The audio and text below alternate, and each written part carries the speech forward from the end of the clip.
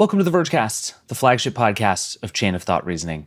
I'm your friend David Pierce. It is the Monday morning after the Super Bowl, and I'm tired. It was a truly terrible football game. If you didn't watch, you really didn't miss anything. Congrats to all the Eagles fans out there, I suppose. But it was actually a pretty interesting tech evening. There were AI commercials everywhere, including some that were like really reminiscent of crypto commercials from a few years ago. I have a lot of feelings about that. A surprising number of people in my life are super into Gemini now, thanks to that Google commercial. I'll say this for Google. Company has a lot of problems. Very good at making commercials. Just very, very, very good at making commercials. Also, Kendrick Lamar did the halftime show and spawned a bunch of memes that I suspect you're going to see forever for the rest of your life. Tubi streamed the Super Bowl for the first time and held up surprisingly well. Just a lot of interesting technology going on. And then a really crappy football game. Super Bowl 59, everybody. Anyway, that is mostly not what we're here to talk about. We're going to talk a little bit about the Super Bowl on the Vergecast Hotline at the very end. But before we get to that, we're going to talk about AI and we're going to talk about Elon Musk.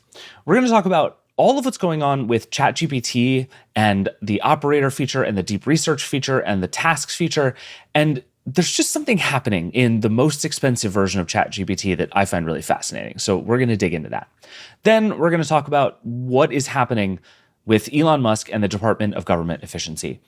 Things have slowed down, I suppose, relatively speaking, the last few days, but there's still a lot going on. There's still a lot to talk about, and we're going to try to make some sense of what's really happening here. Then we're going to talk about the Super Bowl, and then we'll get out of here. All of that is coming up in just a second, but first, I need to go watch the Z-Suite on Tubi, because this is just what happened to me. I watched Tubi, and now I'm a Tubi guy. I don't know. This is my life now. This is the Vergecast. We'll be right back. All right, we're back. Let's start by talking about AI. So over the last few weeks, ChatGPT has gotten a bunch of new features. OpenAI has been shipping stuff pretty fast. And there are three in particular that I'm really interested in. The first is called Operator, which is basically a way to let ChatGPT use the internet on your behalf. It'll actually click around and do stuff. You say, book me a reservation for dinner for tomorrow night. And the idea is it will actually go do that thing for you. This is the agentic AI we've been talking about for a long time. Super, super interesting.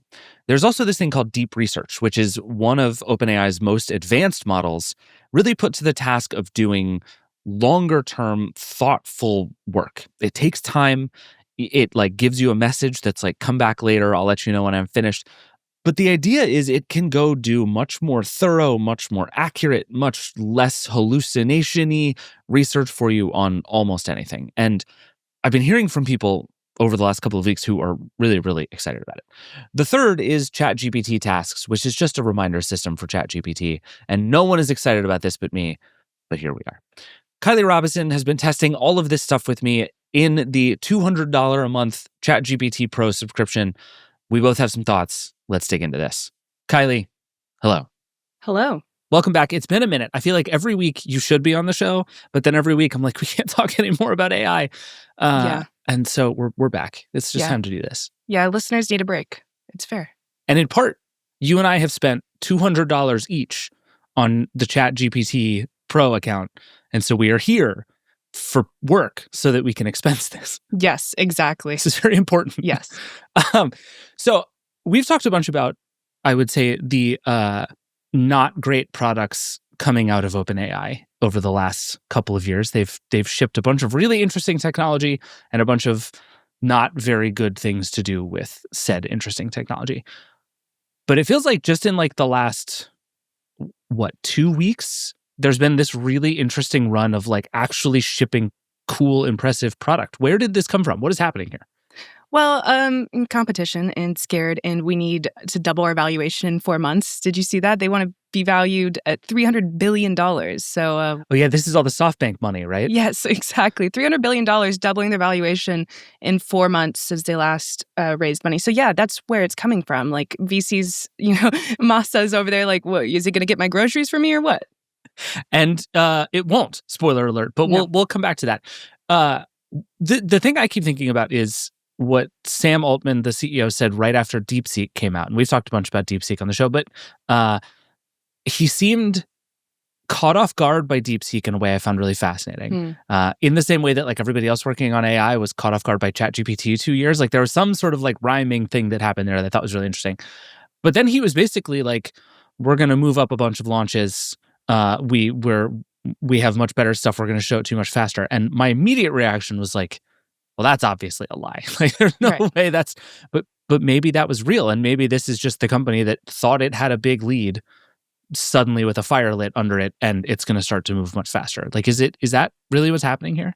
I think that's the classic OpenAI move, is if someone launches anything that takes the spotlight off of them for 1 second, they will figure out something to just drop immediately. Some blog post, some research prototype, it's very cutthroat in that way. But Sam Altman said in a Reddit AMA last week or earlier this week that they're going to have less of a lead. And I actually appreciated him just saying it. It's his first shot at humbleness this entire stretch of time. So I think they're very aware of the competition, and even the people that helped co-found OpenAI and ran it are now building competitors that are quickly like taking up mindshare in Silicon Valley. So yeah, they're noticing.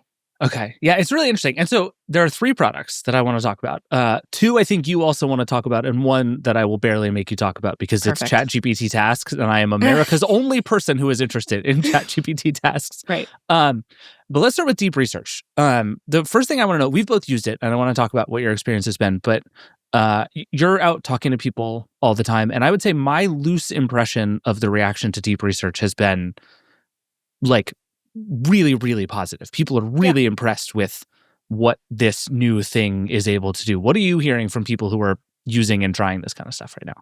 Yeah, did you see Gary Marcus's reaction yet? No. People are saying it's the Gary Marcus benchmark because he starts this tweet with, deep research is actually good, and then people are cropping out the but blah, blah, blah, blah, blah. But he actually like compliments it, and for the listener, Gary Marcus is just a hardcore skeptic. And has been right a lot, to his credit. He's been wrong sometimes, but he's also been right a lot. He's one of those people I take very seriously, but also he's like one of those people, every time you read him, you have to read somebody who is like pie in the sky, AI will save us, and it lands you in like a nice happy middle, I think. It's good stuff. That's my day-to-day. Yeah, deep research, people seem really excited about it. I have to temper what I see and what I hear from people quite a bit, because I don't know how you feel, but in San Francisco and just, in the AI communities, people are like, this is AGI, this is the best thing that's ever happened to us, et cetera, et cetera. But I've seen really positive reactions, and I've seen really cool use cases for it, and I jumped pretty quickly to asking my coworkers what I should ask it because it's $200. And for some reason, I just don't have enough questions in the world that I think would be good enough for this system. Just not a curious enough person, Kylie. Apparently it's a real not. problem. Someone said, what was it, like, 100 bears versus 1 bear was a question that someone asked on the internet. I was like, I should get more creative here. But my first question was about tariffs. And that's so funny. That was my first question too. Really? This is what's going on in the world right now. I'm like, what do I barely understand that maybe the internet can teach me about? It's like, oh, it's tariffs. Right. We yearn for more tariff information because it is so weird. But that's a question I get asked a lot, is how are these tariffs going to impact the AI industry? And I'm like, so much is up in the air. I don't know. So I asked a pretty detailed question because I figured a more detailed question would get me a better result. And it crashed like 3 times. Oh boy. And it never gave me my answer. So I pinged OpenAI and I was like, this is dog shit. And they fixed it. And everything's been good since. So you're the reason it's good, basically. Right. My one question of like, I'm going to write about how this is dog shit. So can we figure this out? So what's your understanding of what's going on here technically? Because there's been this big thing with reasoning and chain of thought and this idea that like these things should be allowed to take their time and show their work and that will make them better. Is that all that deep research is? Or is there something else going on here that it's doing that's different? I think that most frontier labs have realized that inference time compute and, the model thinking longer, giving it more time to do its thing is sort of the next frontier. It's the next, parallel that we need. More data, more compute, and inference time compute is going to be really important. And that's why we're seeing like these reasoning models crop up. And sort of my argument, I try to take the position of my angriest Verge commenter. And I think like, well, okay, we're just getting products that are slower. Like no one wants a product that is slower, Yeah. And perhaps still inaccurate. I think in the press release they said, deep research is still a prototype, and it might get like up to half of the things wrong. It gave some data point about how it still gets a lot of things wrong. So it's hard to make that argument for something that costs $200, still gets tons of things wrong and is slower. But what I will give this whole product idea in this whole industry is that it is so nascent, and I still think it's a cool thing to try out. And as long as you're not doing it with high stakes tasks, it's not your lawyer, your doctor, or anything like that. Right. I think it's a cool tool. Yeah, I think one of the things I've spent a lot of time thinking about recently is what the stakes are for things I should do with something like AI. So let me just give you an example of a thing I did with deep research that I actually thought was really fascinating. So do you know what Jetflix is? No. So it was basically this illegal streaming service that they built some really interesting technology that basically went and combed like every pirate site and torrenting system and just pulled in all of the content they could possibly find illegally. And for $9.99 a month, you could sign up and stream it. So it was like Nice. Netflix, but crimes was like literally the whole pitch. Ran super successfully for a really long time. And then I think last June, a bunch of people who were running it were convicted of running it and just got sentenced like this past week. Wow.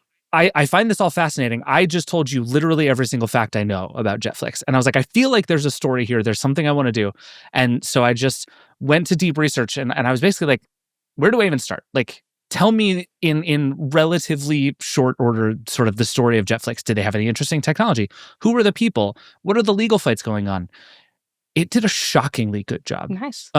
It's a really interesting thing because I haven't thoroughly fact-checked it enough to know what it got wrong, and I'm sure it missed stuff and got stuff wrong, and like it's not perfect. But in terms of like, I went from knowing 2 facts about a thing to having a pretty good, at least like textbook primer of a thing that I can play with. I was really honestly impressed, and it's relatively well cited.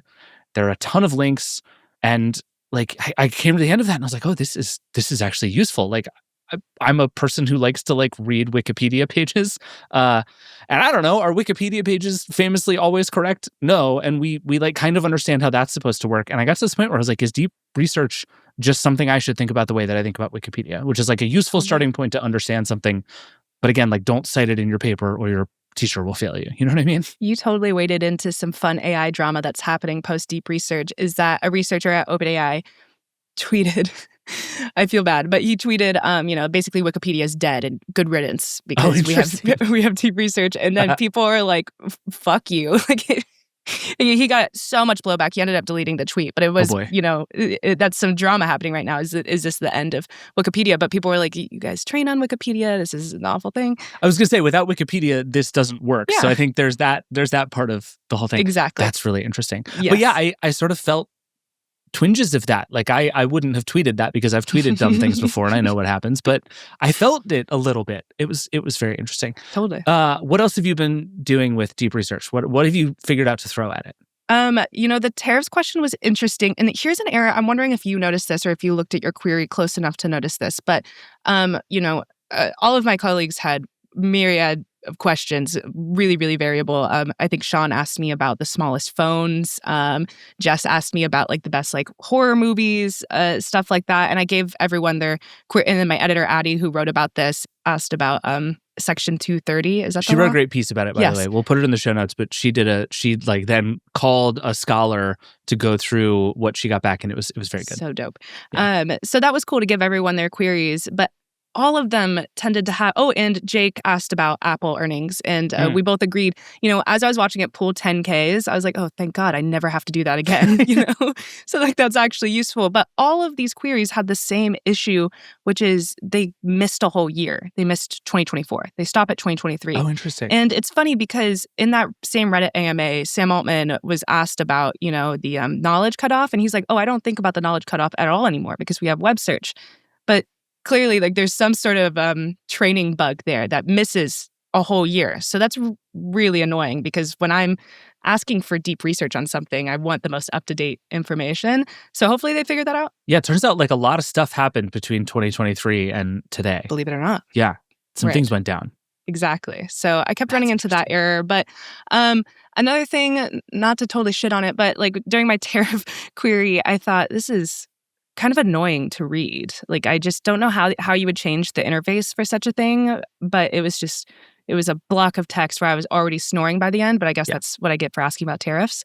But yeah, like I saw a really cool use case from a researcher at OpenAI who posted like, he picks a topic and like every day before bed, he reads the deep research on that topic. And I thought that's kind of cool. Yeah. I don't know if that's fascinating or terrifying or a little bit of both. Probably a little bit of both. But it makes me think of like, I've used Notebook LM from Google a lot for similar sorts of things. I just find like its process of outputting stuff really fascinating. And like OpenAI needs more Notebook LM things where like that fake podcast that Notebook LM makes is very compelling. Like a lot of people really like it. Yeah. And it's really good at making flashcards and it's really good at making study guides. And I think I kept being struck through this whole thing by OpenAI is still stuck on the idea that you can do all of this in a chat interface. And it's just wrong about that. Like the idea that what I actually want is what looks like a text message, but it's 9,000 words long is incorrect. Yeah. And I think there's still some like UI and human factor interface stuff here that OpenAI has not done. Totally. Which brings us to Operator, which is the other thing I want to talk about, which is, I think if you're OpenAI, this is the thing you hope works, right? Like this is the thing, right? Am I crazy? Like the Operator is the one that when it works is going to be the one that everybody thinks is like going to change the way we do everything forever. Yeah, well, everyone's building the exact same thing. Anthropic has, I think, computer use. Google is doing Project Mariner, and it's funny when I used Operator for the first time. It's it's weird because I'm like, this is so slow. I could make this reservation in 2 seconds. Why am I using this? But when I watched Project Mariner at the Google campus get groceries for me, I was actually pretty compelled by that, and I don't know what the difference is. Maybe because this is in my hands and not useful, whereas that was a demo. But yeah, I don't know. So what have you done with Operator? So Operator's thing, I should just explain how it works because I was sort of surprised at how it works. It's much more basic than I realized. You open Operator, which is, again, I think only available to ChatGPT Pro customers who have $200 a month to spend on this. Thank you, Vox Media. And you type in your query and it literally just opens Chrome inside of ChatGPT and starts doing web things for you. Like it browses the web kind of like a person in a way that I found sort of unnerving, but it just opens up a Chrome tab and, at least in my experience, every single time bings something. Yes, I was going to say Bing. Which is the first thing about it that I don't trust. Don't like that at all. But then it goes and like tries to, with clicks and typing and normal web stuff, accomplish all of your goals for you. So what have you tried with Operator? Did you try to break it yet? Because that was the first thing when I noticed I could click around in their little like, siloed Chrome. I was like, how do I break this immediately? It's rude of you. Let the computer do its work. I know. Now I feel bad. But seriously, I'm like, I want to crash this thing. I didn't succeed. I asked my friends pretty immediately, where should we go to dinner? And my friend recommended a place. I put it into Operator and I watched it click around and it was so painfully slow. And then it gets to like the checkout and it was $250 a person. I was like, my friend fucking sucks. I'm not doing that. Goodness. Yeah. I don't like very many people that much. Yeah. So I'm going to Japan in a few weeks. I asked my mom what I should do. And she asked, tell it to book our train tickets, asked it to do that. I didn't find the use cases so compelling for how slow it is because I think I'm just naturally sort of neurotic and impatient. So watching it do something for me when I could just do it faster myself made me feel a little crazy, even though I could see, if this is the start of this technology, I can only imagine how much better it gets over time. But pretty quickly I got frustrated with it. And then I told David, do you want to take this article? Because I'm annoyed with this technology. And then, you want to know the first thing I did? I told it to go to the Amtrak website to try and book train tickets because the Amtrak website is the single worst website that I interact with on a day-to-day basis. And so I was like, I wonder if ChatGPT can figure this out. It is horribly designed. It's broken all the time. Yeah. And I had the most vindicating experience. So I was like, tell me the price of a round-trip train ticket from Washington, D.C. to New York tomorrow. Just want to know what it costs. And it asked me follow-up questions, which it always does. And this took me a minute to get used to, both in deep research and in Operator. You plug it in, and you're like, okay, I'm going to go away and wait for it to come back with information. But almost always it has follow-up questions. Yeah. Which I get. And it's trying to sort of refine your prompt, and that all makes sense. But it's also kind of annoying. I'm like, just shut up. Just go do it. I asked you a simple question. But anyway, so it follows up, and then it opens a Chrome tab. It goes to Amtrak.com. It pretty successfully plugs in the days I want to go, and then it asks me for confirmation that this is what I want to search for. And I'm like, again, if I have to sit here and babysit this, right? What is the point of this? Like, it's actually less efficient because it's slower, and I just have to sit here and watch in case you have questions for me. Yeah. Didn't like that. But then it found a train ticket to go to New York. I'm in DC. It found a train ticket to go to New York, and then tried to go and find the return ticket, and the Amtrak website crashed and sent it all the way back to the beginning. And I was very impressed because it figured out what had happened and started the process over, and actually just ran the process again, got through the thing, and it shows you the steps as you're going. So it was like, it said something like trying the Amtrak.com again. And it goes to the same thing, and it crashed in the same spot. And it was like, I'm just imagining this little robot just getting increasingly frustrated. Yeah. And so then it goes back to Bing, searches for train tickets, finds a whole different like third-party booking website that had, as best as I can tell, completely wrong information about Amtrak tickets. Ooh. Does the thing, and then presents it to me as like, here are the prices of the Amtrak ticket. Do you want to book it? And I'm on like a website I've never heard of. And I was like, no. But thank you. But it was really fascinating. I was like, on the one hand, this is actually pretty resilient, impressive technology. Like it Sure. understands what it's doing enough to compensate for things that go wrong, which is pretty cool. What we've seen with a lot of these models is they just like, once they're off track, they just keep getting further and further and further off track. And with all of these thinking models, one thing they're able to do is be like, oh, I'm off track, and go back and start over. Which is cool.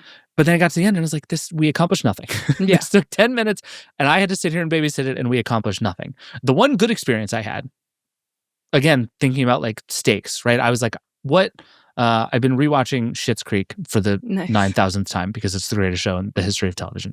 And I was like, find me some fun Schitt's Creek merch.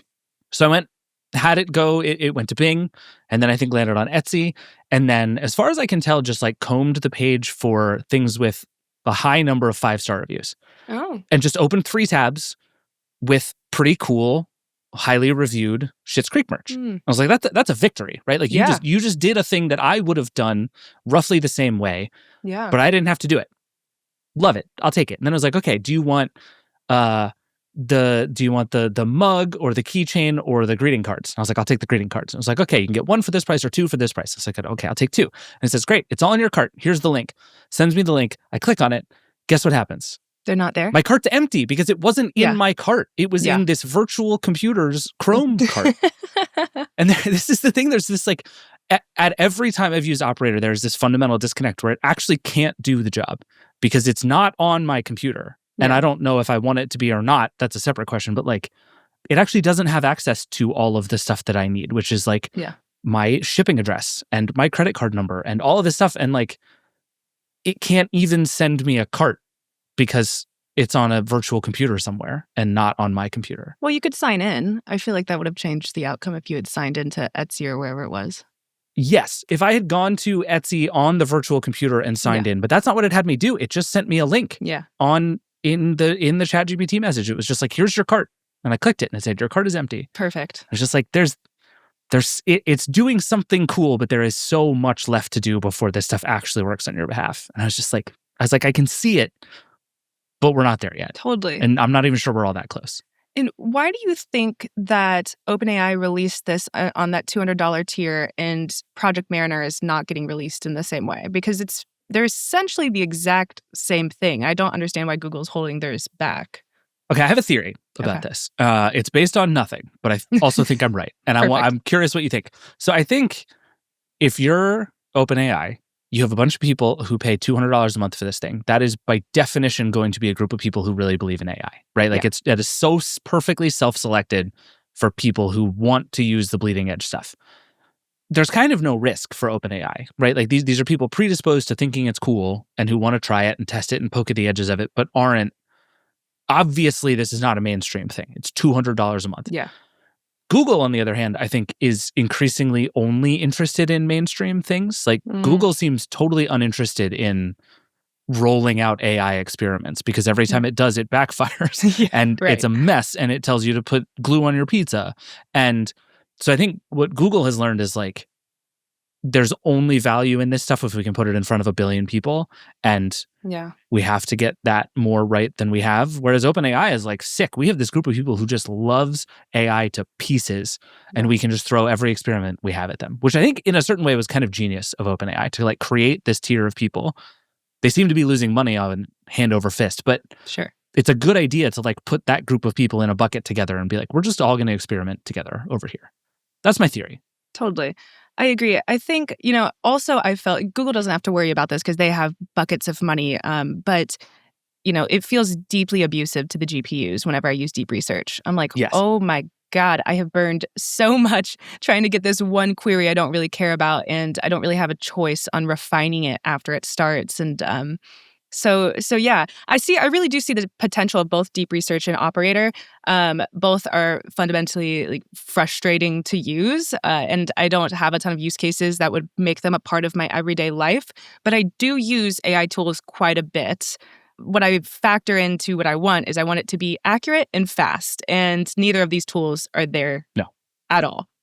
They're neither of those things. No. So what are you using it for right now, day to day? Because I think we did a thing on the show last week where we just had a bunch of people call in and tell us what they use AI for. And overwhelmingly, it was pretty low stakes stuff, but also just conversational. Like people just want something to hang out with and talk to and get ideas from. And that both like is and isn't a tool in the sense that we're talking about. Yeah. But I'm curious from your perspective, like what have you found that's actually working for you in day-to-day life? What I use it for is I use Claude. I'm obsessed with Claude. I think it has a really good personality. It's very conversational. It understands nuance. And what really changed the tides for me is when I was working late, it was like 7 or 8 p.m. here, and I had this like 5,000 word story, and I had just finished it. And I'm like, okay, before I hand this over, let me plug it into here, and you tell me what you think, because I had been like cracked out on this. I don't know if the flow is good, and I feel bad delivering it if it's just like complete shit. So tell me if it's complete shit. And it focused on TKs, which are like just like empty spaces where I'm going to put in more information later. And I was like, no, don't focus on that. Focus on the actual substance and like how I organized it. And then I was like, okay. And then it switched into this casual mode. And one of the notes that really stood out to me was like, you say this one thing, and then immediately it's like you apologize and undercut yourself. So don't do that. And I was like, man, that's something Kevin would tell me, something an editor would tell me. That's actually really interesting and compelling. And I can't believe it said that or caught that. And yeah, I use Claude for that, or sometimes I'm like, what am I trying to say here? It's all a variation of what made me use ChatGPT for the very first time, which is I had tweeted like average day for me, and it was me Googling how to say like a cuss word politely in writing. And someone was like, this is exactly what I used ChatGPT for. And I had been staunchly against it. I was like, no, I don't want to use that stupid. Like I really was not about it. And then I used it for synonyms, because I'm always like, what am I trying to say here? And that was my first use case. And now it's just more advanced versions of that. Like, okay, I'm going to type a bunch of stuff.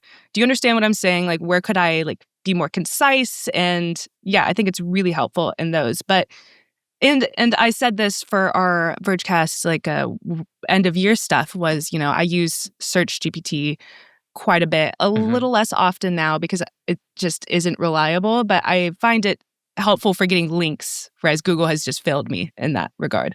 Yeah, Google, not great at links, which you would think would be a thing Google knew how to do.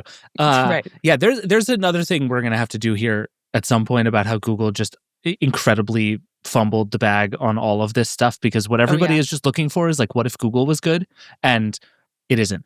But at any rate, I think there's a thing in that interaction that I find really interesting, which is like, AI is fine as long as it's not the last step in the process. Like, this is kind of what I'm coming to is, like, I think a thing with the danger of something like deep research is that it seems very confident. It looks very well sourced. It took its time. And so you're like, okay, this thing is authoritative. Yep. It's going to be wrong about a lot of things. It's going to miss important nuance. It's going to miss whole years of time that are very important. But like, if you take it on the understanding that, okay, I'm going to take this information and do something with it, I think all this stuff can be really useful. And what you're talking about is like there is necessarily like a you between everything that ChatGPT is doing there or Claude is doing there and it going to your editor, right? If you were just like using Gemini to find and replace your grammar and then just shipping it to your editor, like I would have so much more of a problem with that. Really? I don't use Gemini at all. I should, but I mean, Gemini's fine. I like my hottest take on all of this is that they're all the same, and I'm going to get a lot of emails about that, but I basically believe that to my bones. No, I endorse. But and I think again it goes back to like what the people were telling us last week is like using it for like advice and input and information and kind of as a starting point. Fine. I think I'm actually increasingly good with that. Yeah. But it's the thing where you're just like, make this for me and ship it off. Or like, even in the operator world, it's like, just go buy me groceries. I'm like, I don't trust you and I have 1,000 questions and it's actually less work for me to go get my groceries than to ask you the 1,000 questions. And there's a tipping point for that I don't think we're anywhere close to where like I want the AI to be the last step of the process. And until then, I don't think we should let it be the last step of the process anywhere. For any reason. You even saying that filled me with dread, imagining it being the last step of the process at all. Like truly, if you were just like, ChatGPT, order me groceries. Yeah. Like, and they just appeared at your door. Well, I'm not even confident they'd appear at your door. But if you were just like, ChatGPT, order me groceries for delivery tomorrow morning, what % chance do you think there is that would go well? In like meaning that you would be like, psyched about everything that it delivered you and it came at the right time and it charged you what it should and it came from the right place. Like it's zero, right? Like I can't imagine right now, a world in which that goes like well. Negative. Yeah. No, I mean, I would like to see in the next 10 years, I think AI leaders who are building this would like you to believe it's in the next 6 months. But I think maybe in the next 10 years, 15 years, we might see AI that is reliable. But that's like really like just a complete stab in the dark because right now, no, I cannot do that whatsoever. And that's the one thing I want it to do is I'm about to board a flight coming home. Can you restock my fridge and blah, blah, blah. No, it cannot do that. The dream. Yeah. The dream. And I feel the same way about deep research because everyone I gave their query back to, they have to fact check it. And it takes 3 times as long just to make sure it's accurate. And so much of it isn't. So, it's not in this place where they claim, superintelligence is coming soon and it'll replace, economically valuable positions at company. It'll be whole companies. They even say this year you're going to see agents in the workforce proper. And from what I see, what I wrote when I was starting the draft, I was like, this reminds me of the dumbest, most eager intern I could have. And I really appreciate how happy it is to do the job, but I don't think I'm converting it to a full-time position. Okay, you and I have both been that intern at various times in our lives, yes. I'm sure. So 100%. Be kind to those interns. Exactly. But I'm like, get it together. I was not to be trusted when I was that intern. 100%. Yeah. I the more I use AI, the more I am trying to figure out how to balance that between like, and I go back to the Jetflix thing and I'm like, what that gave me is a bunch of names of people to go research. It gave me a bunch of like technological terms that I should go look up for how this worked. And it linked me to a bunch of court cases. Okay. And if that is the value that I derive from it, terrific. If I read that thing and think, oh, now I know the Jetflix story, I have gone wrong. And I think there, again, we're like, it's the same thing with everything on the internet where we have this like incredible media literacy problem where we just, it's so hard to know what is real and what isn't. And we just don't usually have time to go fact check everything we see on the internet. And so I think like deep research is good enough that I am actually optimistic that it's going to get better. Yeah. But we're still in this weird liminal space of like, it seems trustworthy, but it isn't. But it's so much work to figure out in what way it's not that I don't quite know what to do with it. And one thing I liked about Operator was I could just watch what happened. Like I asked it to find me an Airbnb and then sat there and watched while it looked for an Airbnb. And I know exactly where it went wrong. And there's something really helpful about that. Like I know the problem and then I could just pick it up from there and go. Yeah.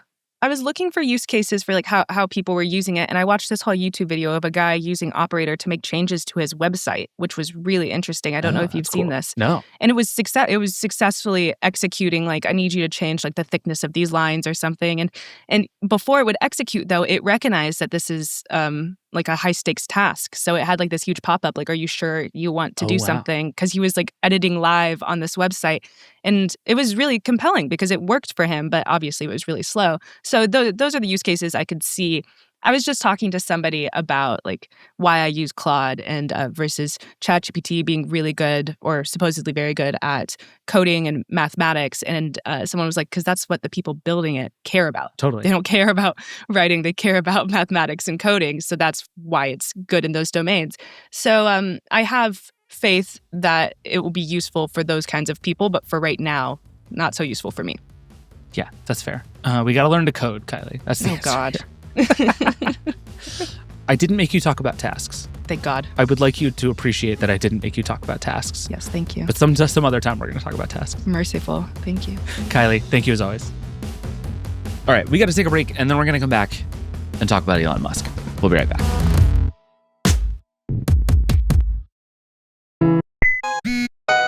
All right, we're back. So we've talked a bunch about the Department of Government Efficiency and what Elon Musk and his crew of engineers have been doing inside of the U.S. federal government. But I thought this was a good moment to sort of pull back a little bit. This has been happening for a little while. Things have slowed down a little bit. There have been some legal challenges. It felt like a good moment to try to figure out what's really going on here. Who are these people? What do they want? What is actually happening? Is this all actually going to work? And there's no one on earth I would rather talk that stuff through with than Liz Lopatto, who has been covering Elon Musk in various ways, shapes, and forms for many, many years. So Liz is going to help me understand what in the world is actually happening here. Liz, welcome back. Thank you. It's good to be here. I feel like you're like the unofficial insanity correspondent of the Vergecast, which I didn't mean to happen, but whenever it's like, is everything falling apart? We have to call Liz and make her explain it to us. The chaos correspondent, if you will. Yeah, I like this for us. I think what I want to try to do is back up slightly from like the minute to minute chaos of what's going on and try to just make sense of the whole sort of Doge experiment, which I think is also what you've spent a lot of time trying to do over the last couple of weeks. So I guess like at the risk of asking like an outrageously broad question to start us here, what is your sense of what Elon Musk and Doge are actually in reality trying to do right now? So I think they're essentially politicizing what was previously neutral infrastructure. So if you think about a lot of what they're doing, it's taking over stuff that was just sort of there to help the government function. So like the General Services Administration, for instance, which is kind of like the IT for every part of the bureaucracy. It's like the thing that lets everything else function. That's where they started. And, you know, the sort of metaphor for this is you might remember after Russia invaded Ukraine, they were kicked out of SWIFT, which is how banks message each other. And that was a moment where a previously neutral infrastructure had suddenly become weaponized. And so we're watching this happen now within the United States government. How strategic do you think this group is being inside of that? Because I think on the one hand, there is a way to look at this that is just absolute abject chaos. And I think one of the things we learned from the first Trump administration was that sometimes things that look like chaos just actually are chaos. And we spent a long time sort of assigning strategy to chaos. And it's like, no, it's actually sometimes it's just chaos. But it also feels like something is happening on purpose here, like you're describing that. Like I heard someone ascribe it to basically like somebody tweets the name of a government agency at Elon Musk and he's like, let's go kill him.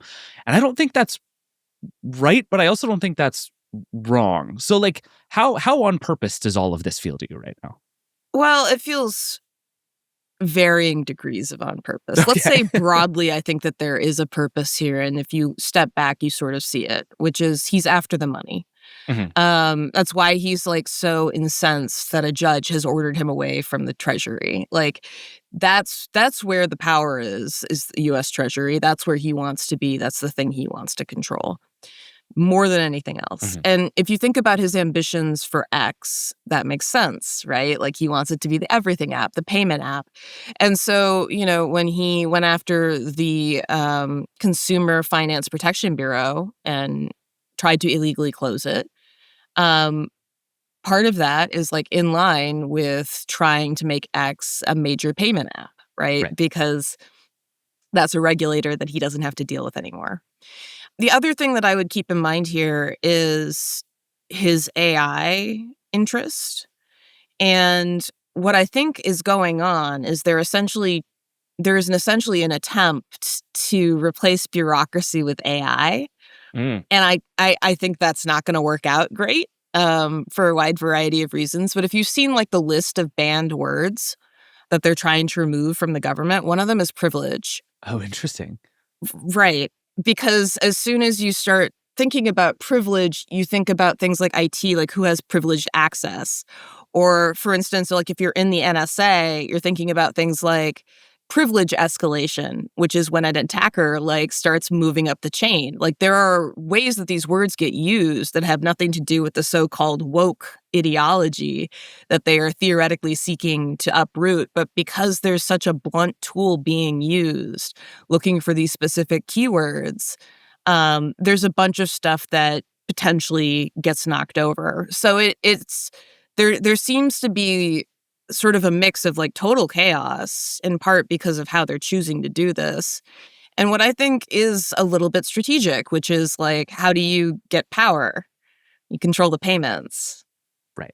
And I think it seems like part of this is also just something that Elon Musk is like uniquely suited to do in this really weird way. Like one thing I've been thinking about a lot, and I'm curious for your thoughts on this, is if you just replaced Elon Musk with some other incredibly self-interested billionaire. Put Jeff Bezos in here, right? Somebody else who is tied up in a lot of government contracts and has an awful lot to gain from having more control over the systems of government. It feels like it would be really different. And so there is something to the Elon Musk-ness of it all outside of just like, my dude would like Grok to be used by the government for billions of dollars, right? You've been following Elon Musk for a long time. Like what put this man in this moment together for me. I feel like this is the thing that breaks my brain the most, is like, how did it happen that this particular guy is doing this and that it is going this way so much like in his own specific image?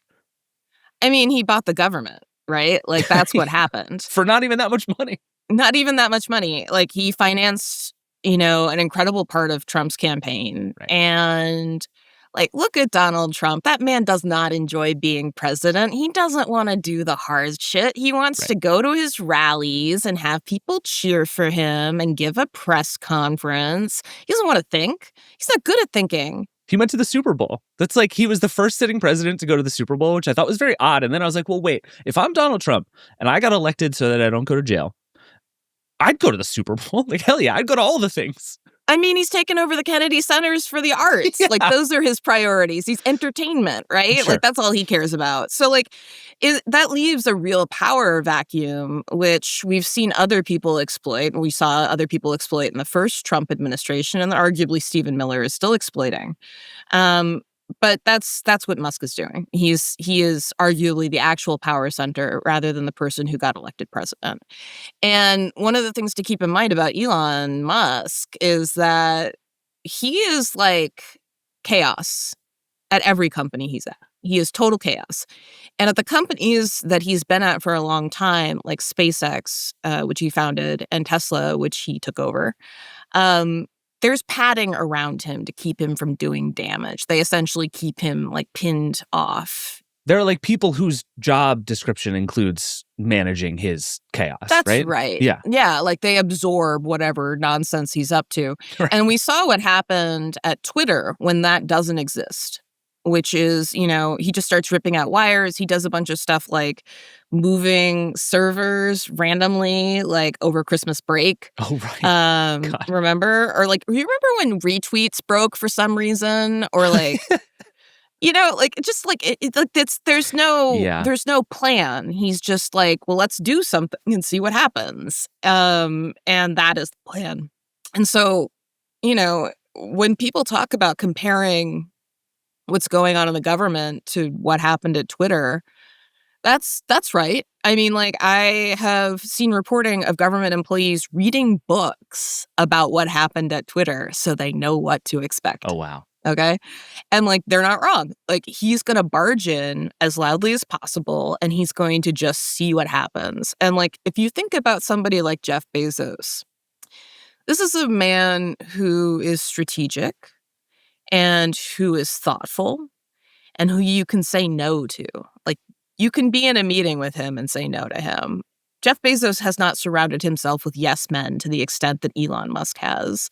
And everything in Elon Musk's life is within Elon Musk's control as far as he is concerned, including now the U.S. government. Right. A thing you've said over and over the years that I think has continued to be more true every time you said it is that history has taught Elon Musk that there are no consequences and that That's right. he can essentially do whatever he wants. And again, history suggests he's not wrong. Wouldn't you, if you were Elon Musk, wouldn't you also think there are no consequences? Yeah. I mean, remember the time he tweeted on the Joe Rogan show and then NASA gave him another contract? Right. There are arguably no consequences for Elon Musk. And so why would he behave in the way that any of the rest of us behave? Because he has learned that laws don't apply to him. And the only place I can think of in recent memory where that isn't true is the Twitter takeover, where the Delaware Chancery Court made him buy the thing he promised he was going to buy. Right. The only judge left in America, it turns out. To that end, actually, what is your sense at this moment? We're talking on Monday afternoon, which I should say because God only knows how much will change between now and Tuesday morning when this publishes. What is your sense of how well this is working? I think if I'd asked you a week ago, it seemed like this sort of running roughshod over the federal government in the U.S. was working very well. And there was this big question of who is going to fight back? Where are the Democrats? Why is no one doing something about the fact that this seems clearly illegal and must be stopped? That seems to have shifted a little, but I can't quite get my hands around how much I feel like it has shifted. Where do you think we are right now? I don't think we're in a very different place. Okay. I mean, I'm just going to be real with you. We've had judges making orders, but this is Elon Musk we're talking about. He does at times ignore court orders. You may remember, when he pretended he was going to take Tesla private. Oh, right. The funding secured tweet. That's right. Yeah. And he made a settlement with the SEC where he was supposed to have a Twitter sitter, somebody who watched his tweets about Tesla. And he just never did that. And we went all the way through the court system and they were all like, yeah, you need to do this. And there is still no Twitter sitter. So he has a history of ignoring legal orders. And I don't know who's enforcing any of these orders. I don't know who is interested in enforcing these orders. I don't know who's checking to see that he's following them. So there is a sense in which, there is a real question right now of, do the courts matter? Because I feel like we're about to find out, and we might not like the answer we're going to get. Yeah. So there's that. But the other thing that I have noticed is that Steve Bannon, who notably hates Musk, has been daring Musk to go do his, I hate saying Doge because that nice dog didn't do anything wrong. It's really true. I'm sorry for that, Sheba, I really am. This is not the dog's fault. But he's been daring Doge to go in and do what they're doing with the military, which is another moment where it's that's where the rubber hits the road.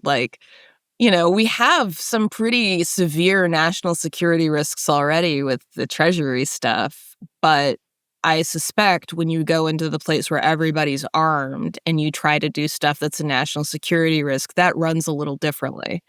So I really think that we are in a very frightening place. And part of the reason I think we're in a very frightening place is because our lawmakers are not doing anything. They're writing strongly worded letters and they're allowing themselves to be turned away from government buildings. Those are the Democrats. And then the Republicans, the ones who are not vociferously approving of this, they're Milford men. They're allowing their power to be stripped from them as members of Congress because they are scared of this guy, which is embarrassing. It is embarrassing. I cannot imagine right now being yeah, all right, I'm cool with just being useless as a lawmaker and having my power stripped from me and the things that I vote for may or may not go through. Have some dignity, my God. Yeah. It's been very funny watching people go back to the founding fathers and talk about the separation of powers and the extent to which they were they thought people would jealously guard their own power, and now everybody's just who cares? Let Elon do whatever he wants. It's so embarrassing. It's so embarrassing. Yeah. So let's talk about the money of it all for a minute, because I think I've been thinking a lot about the reaction to this. And I think one of the strange things about the whole Doge chaos of the last week or so has been that it's both very real and very kind of theoretical. Like, we're talking a lot about access to systems and what's read-only versus write. And everybody's talking about it as like an insider threat and a hack.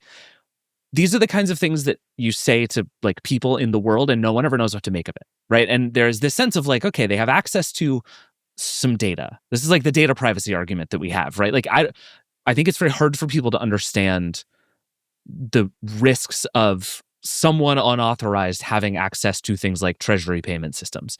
Help me make this real for people and myself. Like, what is the actual issue and risk at hand here with these people having access to these systems? I can do this pretty easily, actually, because it's tax season. It's tax season. And it's so funny you say that. I just filed my taxes literally yesterday as we're recording this. And I had a moment clicking the button of being like, is this a stupid idea? Like, should I? But then I'm like, all that information's in the system anyway. Like, I don't know. Maybe it's fine. Hopefully I get a refund. I don't know. So let's think about tax system, like the tax season for a minute, right? Like, everybody's filing taxes. I filed mine. You filed yours. Those of you who are listening, if you haven't filed yet, like, file your taxes. It's time. Kudos for us being ahead of the game, though. So let's just briefly pat ourselves on the back here. Yeah. So let's imagine the 12-year-olds that he has hired are in the COBOL, which is one of the programming languages. Mm-hmm. A language they don't know well, they don't have a lot of experience with because they're not old enough to have experience with it. And they create a bug. That is a bug that potentially affects the tax refunds of every American. Right. That's a good one. Okay. This is not like the grim scenario. This is the he broke retweets scenario. Right. Except it's your tax payments. I saw somebody who tweeted the other day, they were just like, no, IRS, I don't have $200,000 in student debt. That's a bug in the system. That's right. Prove it. And I was like, all right, that's let's right. do this. Yeah. So, that's the minor end of things is right. Like, there's an accidental screw up because this is an understaffed office filled with people who aren't expert in the programming language that most of our government systems are in. So they screw something up and it affects every single last one of us. Right. I have to say, I find that very compelling, but it doesn't feel like that's the way it's being talked about, right? The like, what if they just break it is really scary and really complicated and really interesting, but it does feel like the way this stuff gets talked about in broader strokes is like Elon Musk is going to have your social security number, which is like a different thing that I think is harder to wrap your head around. And maybe we're just talking about it the wrong way. Well, there's a range of risks, and I have just gone with like the most most benign one, right? That's the most benign one, is Sure. they fuck up your tax returns. Yeah, okay. But if you think about, for instance, that they've had these unsecured servers that they've been doing stuff with, it doesn't just mean that like Elon Musk has your social security number. It might also mean that everybody else in the world has your social security number. Fair. So that's cool. Yeah. On top of that fun, one of the things to keep in mind about Elon Musk, and one of the things that I think is driving a lot of this anxiety, is that he is a deeply vindictive man. And he likes to pursue his enemies. And so if you are a person who has ever said anything negative about Elon Musk, for any reason, the idea that he might potentially have access to all of your secure financial data and like be able to mess with you personally is not beyond the pale. And like, you think about the ways that he has, for instance, targeted specific government employees or specific reporters with his Twitter account, where he has, essentially like put them on blast with the understanding that his audience is going to then dox and harass them. And you imagine him now having a bunch of sensitive data about all of these people who are speaking out about him. That is a much more precarious scenario. That's the sort of thing that can have a real chilling effect at minimum, and at maximum can be quite dangerous. Yeah. Can you explain the Peter Thiel of it all to me? Speaking of deeply vindictive men, I keep seeing his name connected with this, and I'm like, I sort of assumed he'd be involved here somehow, but how does Peter Thiel figure into this entire equation right now?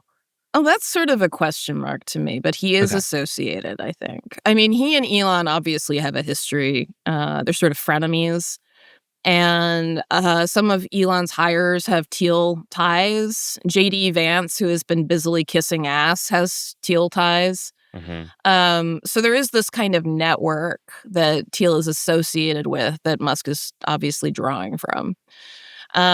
Thiel did sit out the election financially. So, who knows what's going on there.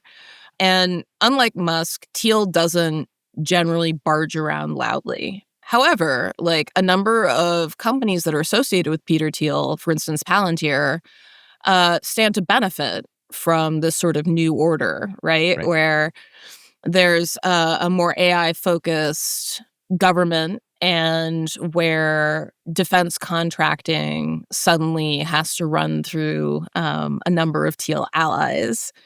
And you can also imagine a world in which a number of government functions get privatized. Like if you read Project 2025, which it seems pretty obvious is like what's being executed here, the entire idea is to wreck the government as we know it and then privatize stuff so people will just be happy that things function again. Right. Yeah, I mean, I think I keep vacillating between wanting to boil most of this down to essentially government contracts and privatizing the government because there's a huge amount of money in it for the people who get it and they can hand it to themselves, and thinking that can't possibly be the whole answer and that it has to be more complicated than that. And I think like leaving aside the fact that some of the people involved in this, I think, do genuinely believe the things that they're doing for political and moral and whatever value-based reasons, like, is most of it defense contracts? Like, is it if you boil it all the way down, is it kind of that simple in a lot of places here? I think that is a pretty big motivator. Yeah, because like think about how expensive AI is and how terrible it has been and how widely made fun of it is. Like I personally have switched away from using Google search. Like I pay for Kagi now, which by the way, same. For those of you who are listening who are like, gee, I wish Google functioned like it did in 2012. Boy, do I have a service for you. Highly recommend it. But like, yeah, I mean, like this has made AI has made a lot of things worse. And like you can see it, you interact with it, it doesn't work. And so thinking about ways to essentially bail themselves out, like the funder of last resort at this point is the government. So I think that is a huge part of it for sure. There's also obviously ideological motivations, like the idea of privatizing everything is like a conservative wet dream. And then on top of it, there are a bunch of like weird conspiracy theories that people are varying degrees of bought into about what the government does and doesn't do. Like every once in a while, I see some like weird stuff from like Musk where it's like, can you imagine that the government has your social security number? And it's like, okay, but like do you know who assigned me my social security number? Right. Like, do you know what it's for? Like, this is what I mean. It's like it's hard to know what of this stuff is very scary, what is a little scary, and what is actually just like how things already were. But it does feel like everything is sliding in the direction of very scary because it is just a bunch of people you've never heard of doing things no one elected them to do. And that on its face is a problem. Like, even absent the rest of it, that on its face is part of the problem. Right. And the chaos is a problem too. Because like, if you think about it, one of the reasons why America is a dominant global power has to do with the fact that our treasury bonds are considered to be the safest investment on earth. They're used all over the place as like guaranteed money. And on Sunday, which as we're talking right now was yesterday, Donald Trump came out and was like, oh, well, Elon Musk has discovered that some of those treasury bonds aren't real. And it's like, you can crash the entire global financial system by saying that, right? And the reaction in the market has been muted because you can't tell whether grandpa's sundowning again or whether he actually means it. Right.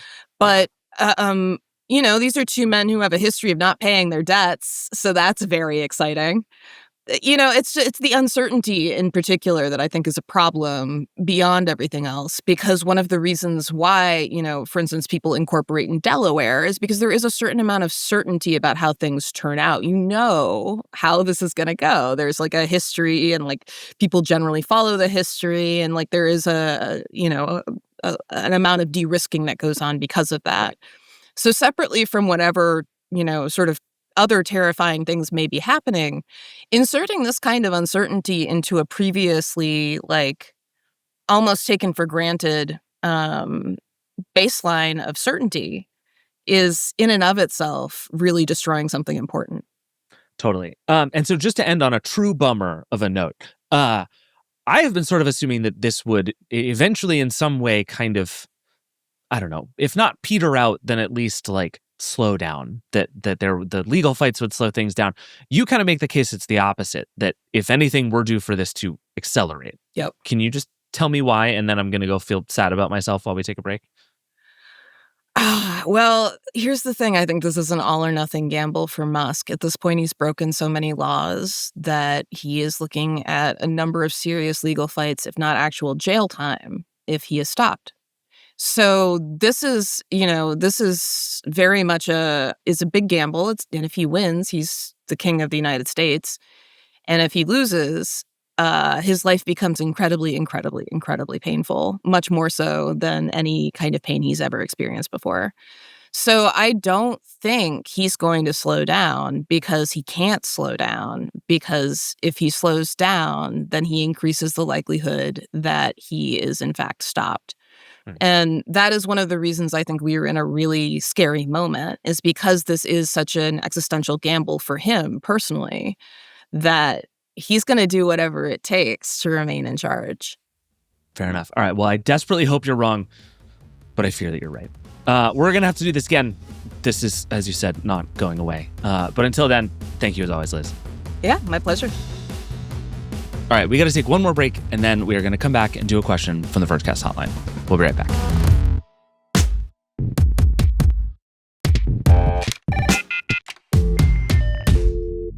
All right, we're back. Let's get to the hotline. As always, the number is 866-VERGE11. You can also email vergecast@theverge.com. We love all of your questions. The hotline has been so fun the last few weeks, and I am extremely grateful to everybody who's reached out. Thank you again for all of your questions all the time.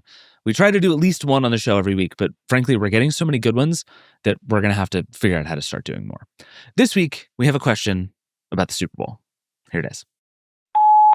Hey, it's Peter in Brooklyn, and I'm watching the Super Bowl on, Tubi, and it's so clear that the on-screen graphics are in 720p. Not even the 1080p that's being upscaled to 4K, but the same 720p it's on broadcast. The edges are like jagged and gross, and it just bugs the crazy out of me. Thanks. Bye. Nilay Patel is here, America's #1 upscaling correspondent. Was that a question or a comment, sir? I think sometimes you just need to have feelings at the Vergecast Hotline. I have no problem with this. If you just want to have feelings about the state of technology, call us. Verge11.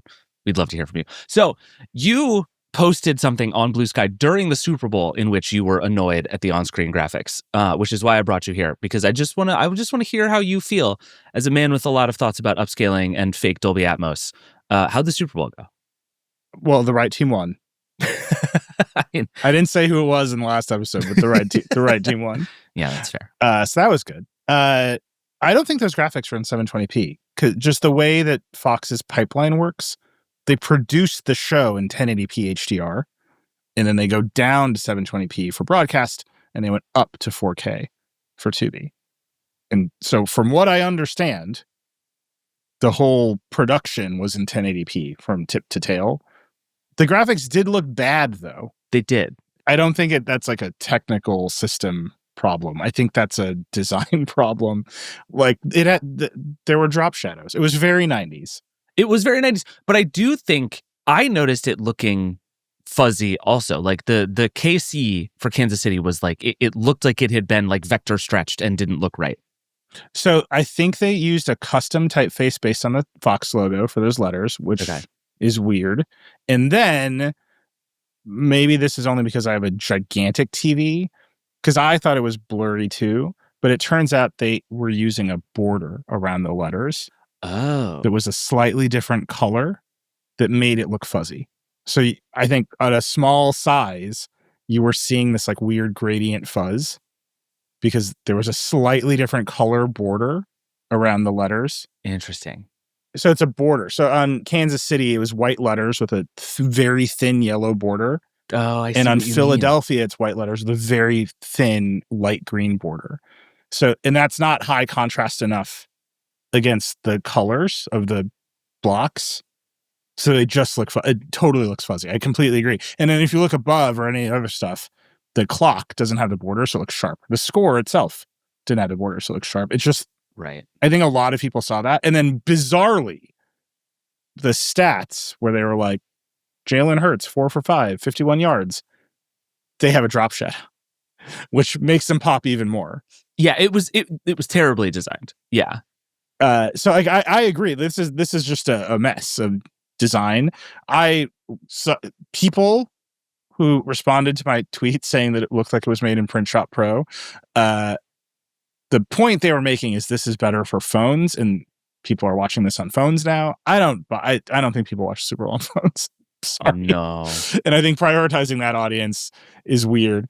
Right? Because most people watch Super Bowl around televisions or with people or in bars. Yeah, like famously, it's the thing everyone watches on televisions. Yeah, that is like that's the together. Super Bowl's thing. Yeah. And so you can make an argument even in that case that maybe what you want to do is, if you're watching in a bar on a TV, you want to make it very obvious what's going on. But I actually don't think this served that goal either. It made everything bigger, but in terms of information design, did not make it easier to understand what was going on in a way because it looks so crazy. Yeah. Yeah. My favorite tweet was from Tom Fornelli, who's a sportscaster for CBS and stuff. And he said, after giving Tom Brady $375 million, Fox only had $25 left to spend on a score bug design, which feels about right. That's good. Yeah. I tried to workshop a joke like that and I couldn't get there. So I appreciate that someone nailed it. Yeah. I will say I'm looking at a screenshot of the bug, and you're right that it is both sharp and blurry at the same time somehow, which suggests that it is correctly rendered bad design. How did you watch the Super Bowl? What was your setup? I watched on Tubi. I only paid for YouTube TV 4K for 1 month when they had the Packers in the playoffs, and then I canceled it, which I felt was appropriate. Like, I will pay the extra money, and then they lost their playoff game, so I canceled it. Saving money. Yeah, I was like, I'm done here. And then I was like, crap, I didn't cancel it. Like, I didn't wait the extra 2 days to get to the Super Bowl. So I watched it on Tubi in 4K. It looked great. Fox, I think, did a good job. Yeah. Like, as good as they could have done. I read somewhere that the highest bit rate was 14.4 megabits, which is not great. It's not the 80 megabits of Sony Picture Core on my Bravia television. Alas. But it was, I think, good for live. It didn't block up. I always look at the confetti at the end of the Super Bowl to see how bad it is, like where they've made the trade-off. And it wasn't bad. It wasn't great. It wasn't bad. There have been broadcasts where the confetti looked like a 1990s video game. Like we've seen that in the past. And that's literally just compression in bitrate. If you don't have a high enough bitrate stream, you can't move enough data, so you're going to compress everything down, and the confetti is moving too fast, so the compression can't create keyframes. So you just get blocks. Like, every block on the screen gets pixelated. That, I think that's, like, I can see it. And people are like, well, you only get confetti once a year. And I'm like, yeah, at the end of the Super Bowl. Yeah, it does. It is pretty important confetti. It's all the things one considered. time you Yeah. actually need it. And so that's the trade-off. But I think 14.4 was enough, at least on my stream on Tubi, the way I was watching it, to handle it. That's the thing I look at. The fake HDR was okay, and I think the upscaling was not good. Like, I watched the halftime show again on YouTube in 1080p HDR, which is the highest YouTube has it at, or at least last night when I was watching it, that was the highest it had it at. And it looked substantially the same. Yeah. Like, my TV was doing a good enough job upscaling the 1080p HDR to its 4K display as Fox's native 4K upscaling. That's not, presumably they have more budget than Sony did when they built the upscaler in my TV. Probably. Yeah. So I think it was just fine. Yeah, it held up, which is Nothing for something like Tubi, which I'm sure has never had the volume of people watching one specific thing as it did on Sunday I read night. in Sportico, which is just like a business of sports publication. I read an interview with the Tubi folks, and they were really concerned about signups. Right, like people signing into Tubi, downloading the app, and getting all this stuff, and they were paying attention to how their competitors and Fox had done it in the past to get people to download the Fox Sports app, and they realized that there was a ton of friction around, having an account, doing a credit card number, and the Tubi executive was like, "Yeah, we can't even take a credit card number. Like we're just not that thing. Yeah, like we're just like open the app and please start watching ads." So they were very confident that people would get the app and like immediately start watching, and I think that kind of like zero friction TV experience is very much what Tubi is betting on. Yeah. And it felt like old school TV. It was like 2 clicks and I was watching the thing. It was awesome. It made me feel like I was watching the pre-roll ad before the thing starts that you get on a lot of these services now. And I was just like, oh no, this is just like a Super Bowl ad. It just started playing the television show. It was great. Did you try any of the Dolby Atmos shenanigans? Oh, I guess you don't have Comcast, so you couldn't try the shenanigans. I don't think Tubi's audio is very good. When you watch a football game in like True 5.1, you get the crowd behind you and all the stuff. None of that. It was a very flat sort of stereo mix. My receiver was like doing its own virtual up mixing, but even the halftime show was like kind of quiet and muffled. It was. That was one of the things I was most struck by from the halftime show. I couldn't tell if it was not well mixed on their end or if it was just coming out of my speakers incorrectly. As you know, my speakers are not famously fabulous on my television. Your alarm clock that you play music through? Yeah.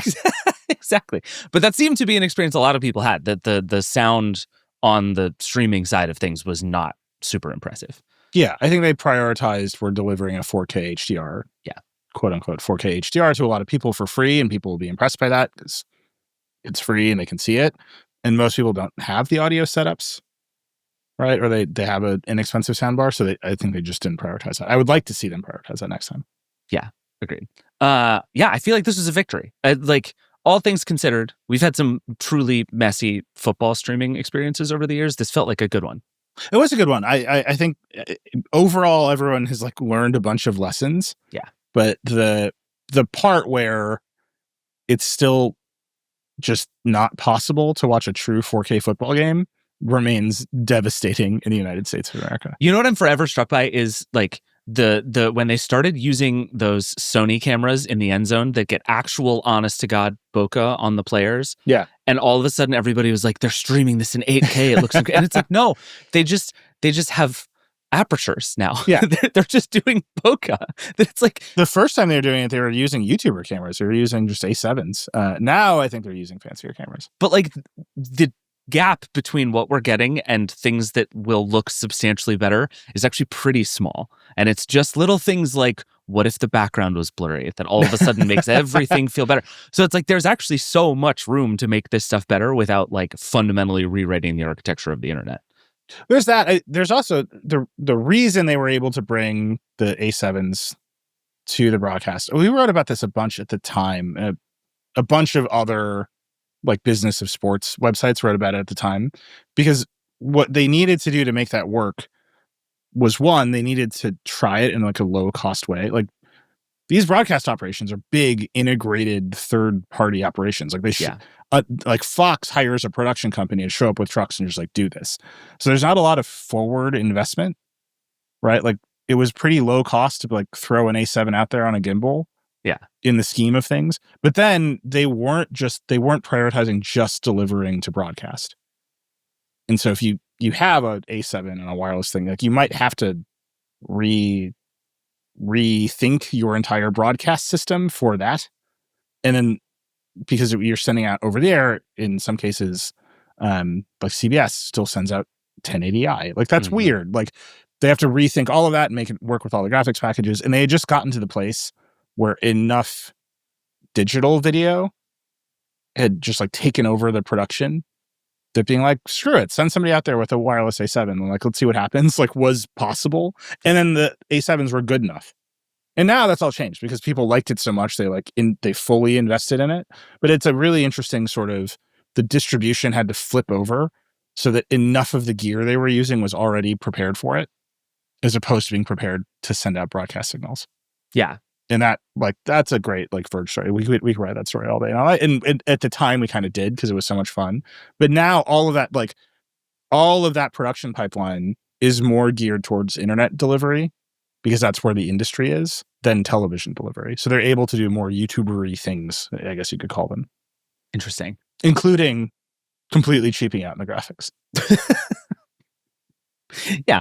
All right. Well, next year's Super Bowl is going to be on Peacock. So we have a whole year of weirdness to be expected there. It's going to be great. Hopefully they can stream one football game in 4K. I just beg you. Produce, natively distribute the thing in 4K. I beg everybody. We can get this done in America. Executive order a 4K football game, man. Do it. This is our job. We have 12 months, Nilay, you and me, all to the get this done. money he saved from just randomly ordering the treasury to not do pennies anymore. 4K football. Love it. All right, Nilay, thank you. So, yeah. All right, that is it for the Vergecast today. Thank you to everybody who was on the show, and thank you, as always, for listening. There's lots more on everything we talked about at theverge.com. All of our stuff on OpenAI and Operator and Deep Research. I'll link it in the show notes, but there is a ton of news ongoing there. There's even more news, maybe, unfortunately, ongoing with all of this Elon Musk and Doge stuff. So keep it locked to The Verge. We are doing our very best to keep it all up to date and all on our homepage. So keep it locked. And if you have thoughts, questions, feelings, or other government agencies you're curious about, you can always email us at vergecast@theverge.com or call the hotline, 866-VERGE11. We really, honestly love hearing from you. It is the best. This show is produced by Will Poor, Eric Gomez, and Brandon Kiefer. The Vergecast is a Verge production and part of the Vox Media Podcast Network. Nilay and I will be back on Friday to talk about all the AI news because it just keeps coming, all the government news because it just keeps coming. I think there's some interesting gadgety news coming this week. Lots to do, lots to talk about. We will see you then. Rock and roll.